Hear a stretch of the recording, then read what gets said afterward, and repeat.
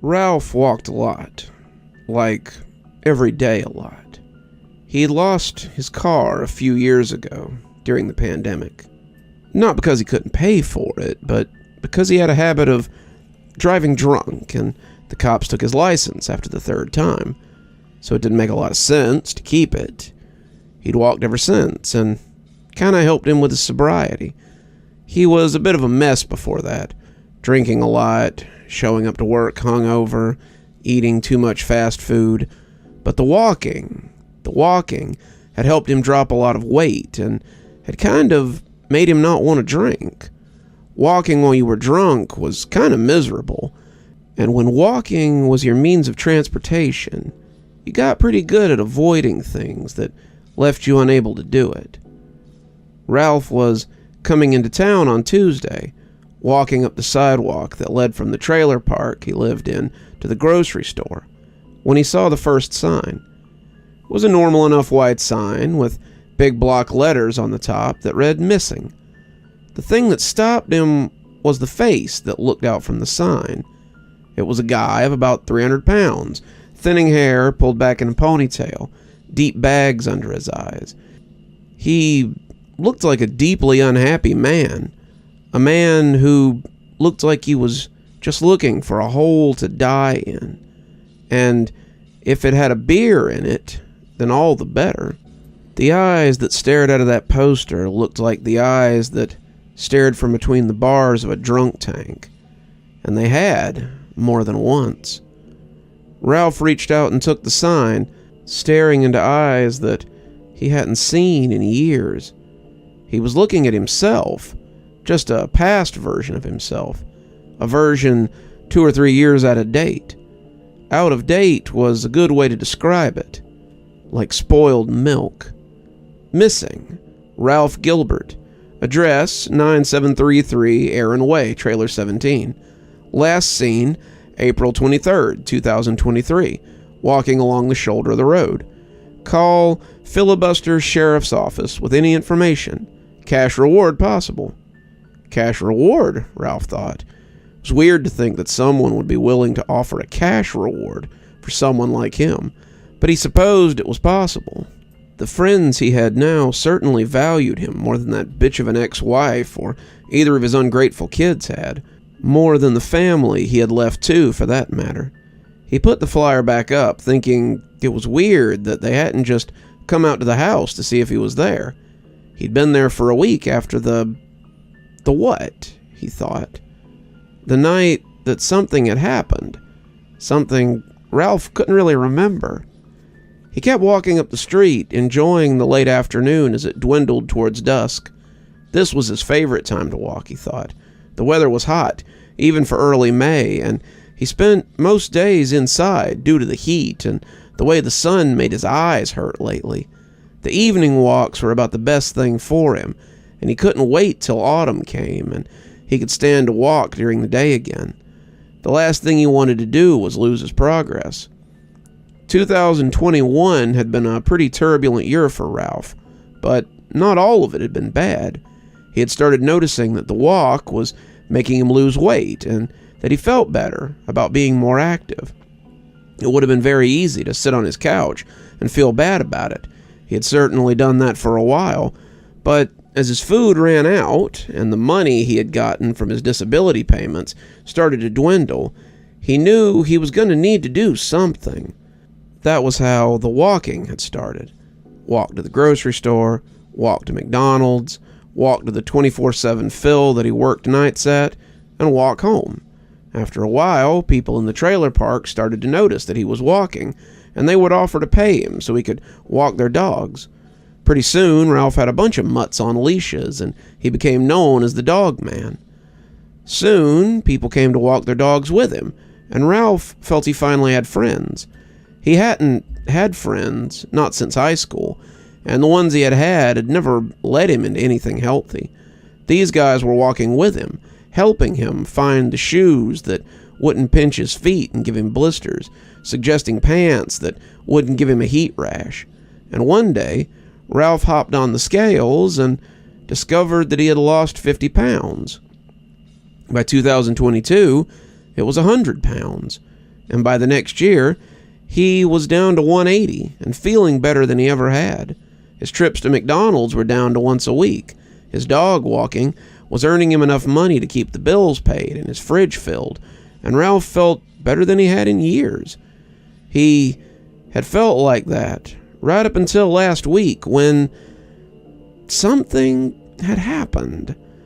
As Ralph came into town, he saw more of the signs hanging on poles and was a little curious as to why no one had come to the trailer park to check on him if they were so worried. He'd been there all week, and they could have come and knocked.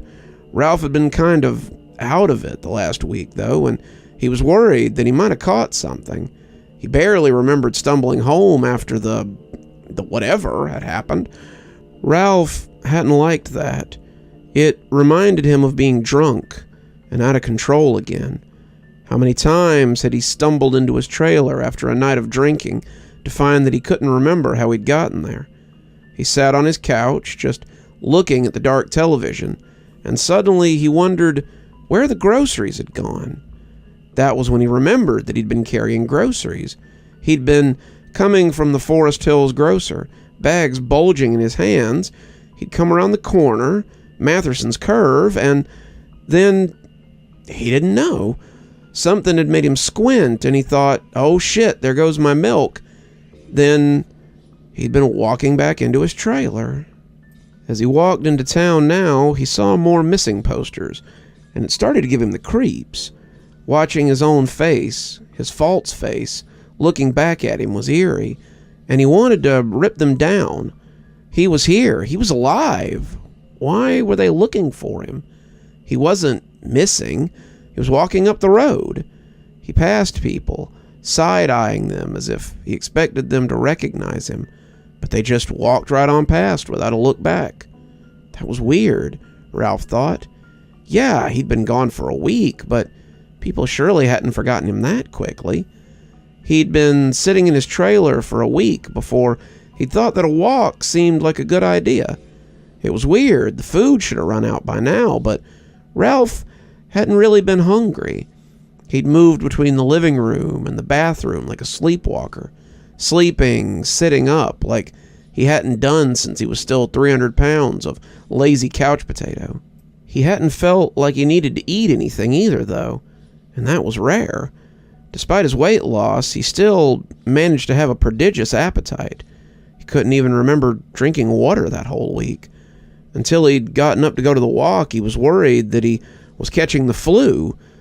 He had wandered around in a daze, just kind of existing, and it made him feel good when the afternoon had finally called to him. As he walked towards the supermarket, however, he suddenly wished he had stayed home.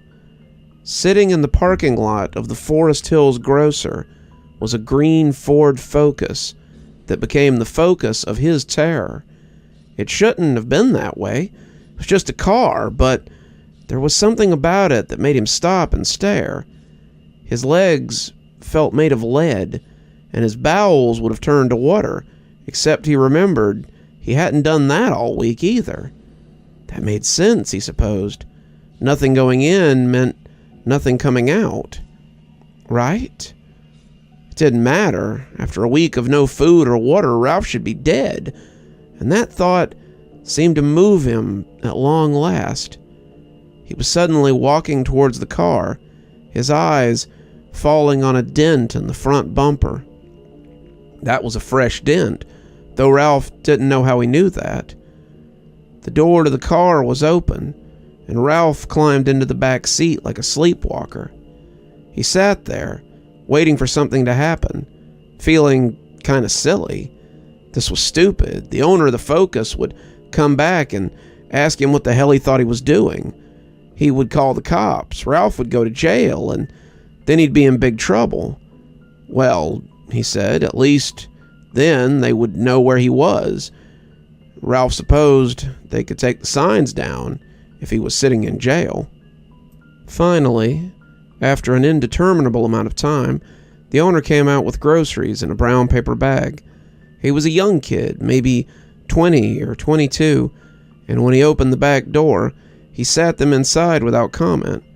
Ralph watched him move around to the front seat, climb in, and crank the car before driving off. The further they went, the more sure Ralph was that the kid could see him. The kid would look in the rearview mirror, see Ralph sitting in the back seat, and freak out. He might have a wreck, and Ralph would feel terrible about that. The longer they rode, though, without the kid commenting on his presence, the stranger it all felt. Ralph leaned towards the kid a little, meaning to tap him, but as he did, he caught a look at the rearview mirror and stopped.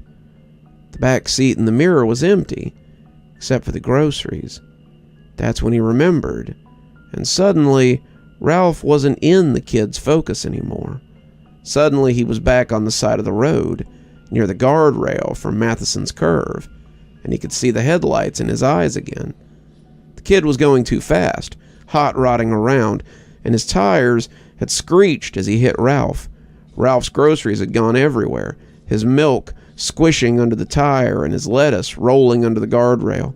The kid had come out to find Ralph laying across the guardrail, moaning and groaning as he lay dying. The hit had thrown him back, bringing him to rest against the metal rail, and it had broken his back. He had looked at the kid, begging him to help him, and in his panic, the kid had done the only thing he could think to do. He had pushed Ralph over the side of the rail and into the drop below. It was night now, and Ralph was looking over that rail again. He couldn't see his body down there. It had fallen to the bottom and likely been picked clean by scavengers, but he knew it was down there. Ralph would likely go on to be a town legend, someone who had just disappeared one day after making a slight splash and filibuster. But for now, all he could do was look down into the ravine and wonder what to do next. He had read some ghost stories when he was younger, wrote a few of them when he got older, but it wasn't every day that you became one. Something wafted past him on the stray wind, and when Ralph caught it, he realized it was one of the missing posters. An idea occurred to him, and he thought maybe he wouldn't have to stay a mystery. Officer Vermis stood by the guardrail, ready to catch the kid if he decided to make a nosedive. It was pretty high. He might opt for a short flight over a lengthy prison sentence, but Vermis doubted it. The wind pushed his hair just as it did the officer's jacket, and he pointed down almost accusingly as he turned to the kid. "Is this where you pushed the body over?" Vermis asked. The kid, Tyler Machette, nodded before being taken back to the station in the back of a different squad car. Vermis sighed. That was going to be some hard canvassing, but they would find Ralph Gilbert. When they had gone to the kid's house, he had as good as confessed on the spot, and that had made it pretty easy. He was repentant, very sorry, and very young. Some soft-hearted judge would probably not insist on the death penalty for him. It was unlikely he would ever operate a motor vehicle again, not unless the state prison let him run a tractor or something, but he supposed that would have to be good enough.